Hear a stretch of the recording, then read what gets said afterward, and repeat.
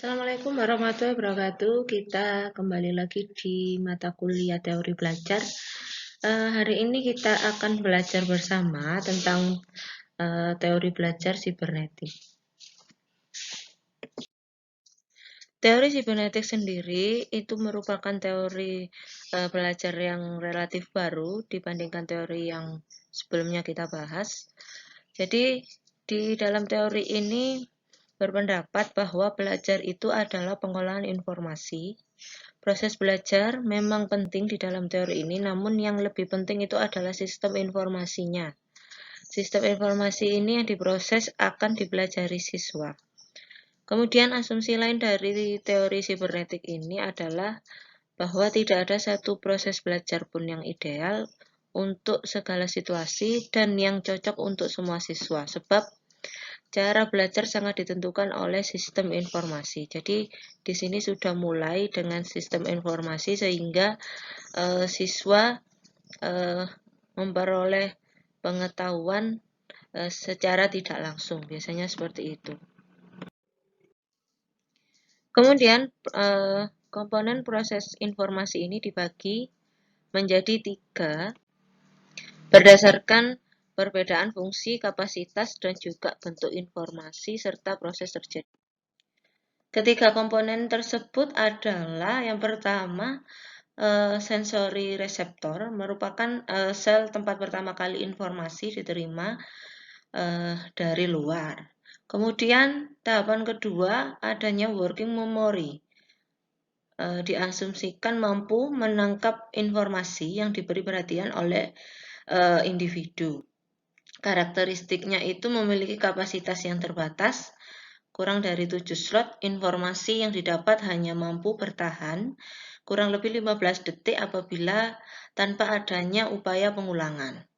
Kemudian informasi dapat disandi di dalam bentuk yang berbeda dari stimulus aslinya, baik dalam bentuk verbal, visual, ataupun semantik, yang dipengaruhi oleh peran proses kontrol dan juga seseorang dapat dengan sadar mengendalikannya. Kemudian yang ketiga, sering saya sebutkan bahwa memori jangka panjang, jadi long term memory. Ini diasumsikan berisi semua pengetahuan yang telah dimiliki oleh individu, kemudian mempunyai kapasitas tidak terbatas, dan juga sekali informasi disimpan di dalam long term memory ini, ia tidak akan pernah terhapus atau hilang.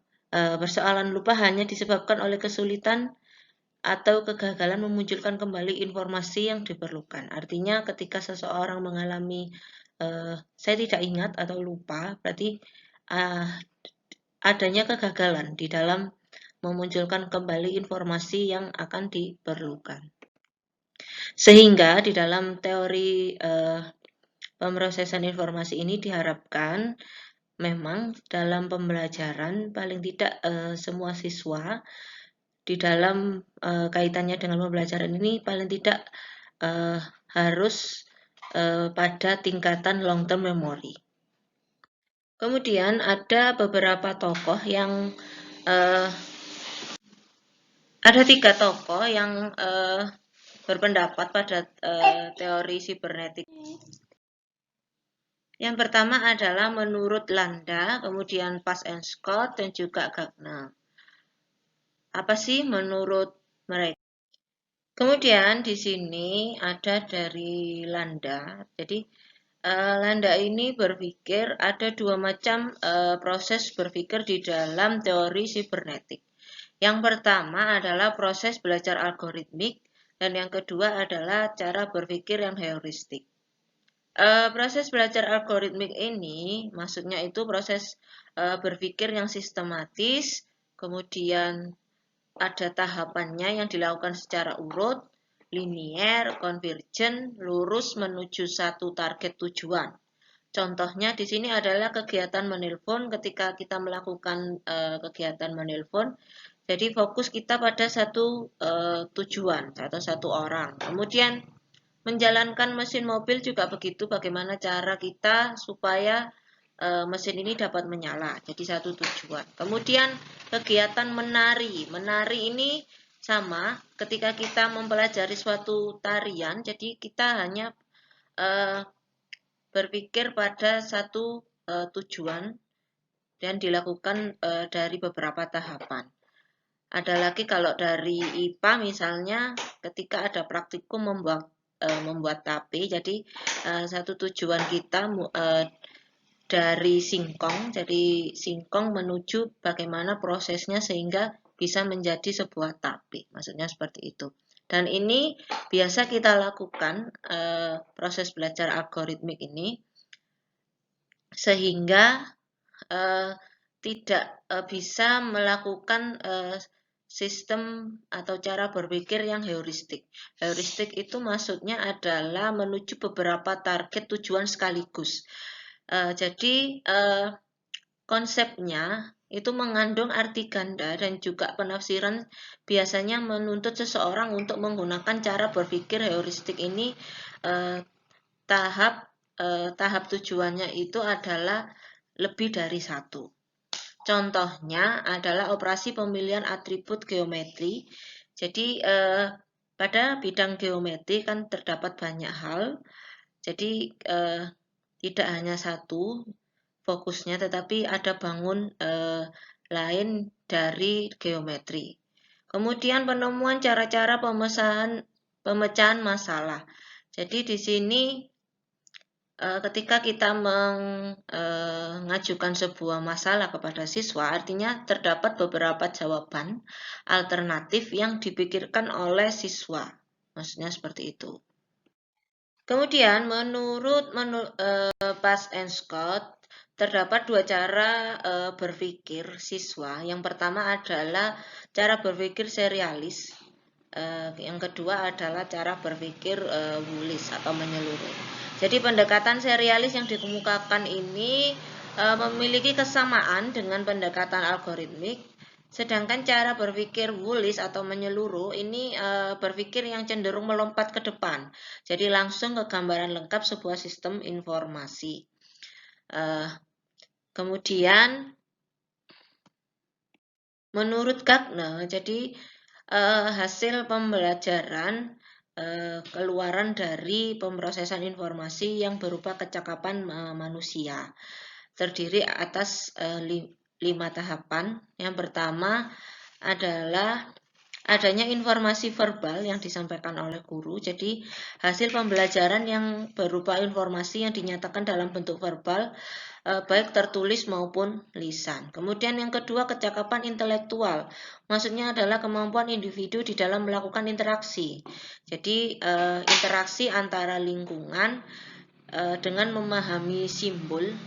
Jadi terdapat simbol-simbol di dalam interaksi ini. Kemudian kecakapan ini sangat diperlukan dalam menghadapi suatu pemecahan masalah. Kemudian yang ketiga adalah strategi kognitif. Strategi ini mampu untuk mengelola keseluruhan aktivitasnya. Jadi strategi ini mengarah pada kemampuan mengendalikan ingatan dan juga cara berpikir agar terjadi aktivitas yang efektif. Kemudian yang keempat adalah sikap. Jadi di dalam hasil pembelajaran berupa kemampuan individu untuk memilih tindakan yang akan dilakukan. Jadi dalam hal ini sikap itu penting sekali sehingga bisa menentukan hasil pembelajaran mereka bisa dikatakan dapat diproses dengan baik atau tidak. Kemudian yang kelima adalah kecakapan motorik. Ini ada hubungannya dengan skill atau kegiatan yang bergerak ya. Jadi hasil pembelajaran berupa kemampuan gerakan yang dikontrol oleh otot dan juga fisik. Jadi 5 tahapan ini menurut Gagner sangat penting di dalam proses sibernetik. Kemudian aplikasi teori belajar sibernetik di dalam belajar mengajar ini terdapat 6 hal. Jadi 6 hal ini adalah yang pertama, menentukan tujuan instruksional. Ini sudah kita lakukan biasanya pada kurikulum kita terapkan atau kita jelaskan tujuan instruksional kita di dalam mengajar itu apa. Kemudian yang kedua adalah menentukan materi pelajaran. Jadi materi pelajaran yang akan kita gunakan adalah sudah kita tentukan juga pada kurikulum. Kemudian yang ketiga, mengkaji sistem informasi yang terkandung di dalam materi tersebut. Jadi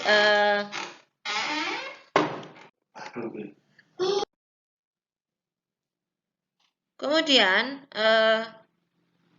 sistem informasi ini harus dikaji. Maksudnya itu di dalam kurikulum sudah ditentukan apakah kompetensi dasar yang akan dicapai, kemudian diterapkan juga tujuan pembelajarannya. Jadi dibagi dalam satu semester, kajian informasi itu harus seperti apa untuk dibuatnya. Kemudian menentukan pendekatan belajar yang sesuai dengan sistem informasi itu. Jadi apakah sistem ini atau belajar ini menggunakan algoritmik ataukah heuristik. Jadi kita tentukan tujuan pembelajarannya. Jadi tujuannya itu untuk mengetahui pada satu tujuan ataukah beberapa tujuan. Kemudian yang keempat, menyusun materi dalam urutan yang sesuai dengan sistem informasi. Jadi tidak menutupi algoritmik ini juga mendominasi di sini. Artinya ketika kita meskipun cara heuristik tetapi tetap pada urutan. Jadi harus urut di dalam menyampaikan sistem informasi. Kemudian yang terakhir, menyajikan materi dan membimbing mahasiswa atau siswa belajar dengan pola yang sesuai dengan urutan pelajaran. Artinya hampir sama, ketika kita menyajikan materi, kita juga harus melakukan pembimbingan terhadap siswa atau mahasiswa, sehingga pola yang terbentuk akan urut dan juga akan sistematis. Maksudnya seperti itu. Kemudian ada langkah-langkah di dalam mengajar yang perlu diperhatikan oleh guru di dalam menerapkan teori sibernetik ini. Yang pertama adalah melakukan tindakan yang kegiatan yang menarik perhatian siswa. Kemudian yang kedua, memberikan informasi kepada siswa mengenai tujuan pengajaran dan topik yang akan dibahas. Intinya menyampaikan tujuan pembelajaran pada hari itu. Kemudian yang ketiga, merangsang atau memberikan stimulus pada siswa untuk memulai aktivitas pembelajaran. Di sini maksudnya adalah memberikan persepsi ketika kegiatan awal. Kemudian yang keempat, menyampaikan isi pelajaran yang dibahas sesuai dengan topik yang telah ditetapkan. Jadi pada kegiatan inti paling tidak isi topik yang dibahas itu sama dengan tujuan pembelajaran yang disampaikan. Kemudian yang kelima adalah memberikan bimbingan bagi peserta didik dalam melakukan aktivitas pembelajaran. Maka hendaknya di sini tetap memberikan bimbingan pada siswa sehingga di dalam pembelajaran siswa tidak kebingungan. Kemudian memberikan penguatan pada perilaku pembelajaran peserta didik. Artinya ketika sudah dilakukan proses pembelajaran, hendaknya di akhir itu diberikan penguatan tentang materi yang diajarkan. Kemudian yang berikutnya adalah memberikan umpan balik terhadap perilaku yang ditunjukkan peserta didik. Adanya umpan balik ya. Ketika ada bertanya ya kita menjawab. Maksudnya seperti itu. Kemudian melaksanakan penilaian proses dan juga hasil belajar. Jadi kita berikan penilaian pada proses. Proses itu kita berikan LKS tentunya. Kemudian pada hasil belajar berarti tentunya kita berikan evaluasi. Terakhir, memberikan kesempatan kepada peserta didik untuk mengingat dan menggunakan hasil pembelajaran. Harapannya di sini supaya materi yang diajarkan itu bersifat long term memory atau memori jangka panjang. Berikutnya adalah kelebihan teori sibernetik. Jadi terdapat beberapa kelebihan di sini dan juga kekurangan tentunya dari teori sibernetik ini. Yang pertama, cara berpikir berorientasi pada proses yang lebih menonjol. Artinya untuk cara berpikir ini dibutuhkan cara berpikir kritis dan juga berpikir tingkat tinggi. Kemudian yang kedua, penyajian pengetahuan memenuhi aspek ekonomis. Artinya karena sistem informasi di sini disajikan di dalam bentuk yang bersifat praktis sehingga nampak terlihat ekonomis. Kemudian yang ketiga, kapabilitas belajar dapat disajikan lebih lengkap. Kemudian yang keempat, adanya keterarahan seluruh kegiatan belajar pada tujuan yang ingin dicapai pada hari itu. Dan yang terakhir, adanya transfer belajar pada lingkungan kehidupan yang sesungguhnya dari proses belajar yang tidak diketahui siswa sehingga siswa itu bisa memahami. Kemudian untuk kekurangan teori sibernetik ini sebetulnya tidak banyak, hanya pada lebih menekankan pada sistem informasi, jadi sifatnya tidak cenderung pada proses belajar ya. Jadi kekurangan yang kedua, ketika kita memberikan sistem informasi, artinya siswa ini hanya dapat belajar secara mandiri dan juga meskipun kita melakukan pembimbingan, artinya dia bisa melakukan kegiatan tersebut sendiri. Harapannya seperti itu. Kemudian yang ketiga, membutuhkan waktu yang lama di dalam penerapan. Maksudnya adalah ketika kita menyajikan sebuah informasi, kekurangannya adalah bagi guru sebetulnya membutuhkan waktu yang lama di dalam penyiapan sistem informasi ini. Oke, terima kasih. Itulah yang dapat saya sampaikan pada teori sibernetik. Intinya, teori sibernetik itu adalah teori pemrosesan informasi di dalam otak manusia. Kemudian harapannya di dalam pembelajaran, seorang guru diwajibkan untuk bisa menyampaikan materi yang akan disampaikan kepada siswa itu, kemudian siswa ini dapat memahami dalam jangka waktu yang lama. Jadi di dalam kapasitas otak manusia tadi terbagi menjadi 3. Harapannya adalah materi yang disampaikan oleh guru bisa bertahan lama di dalam ingatan siswa. Intinya seperti itu. Bagaimana caranya sudah saya sampaikan tadi. Oke, terima kasih teman-teman untuk materi hari ini sudah saya sampaikan. Mungkin kalau ada pertanyaan silakan komentar di kolom YouTube ini. Terima kasih untuk hari ini. Wassalamualaikum warahmatullahi wabarakatuh.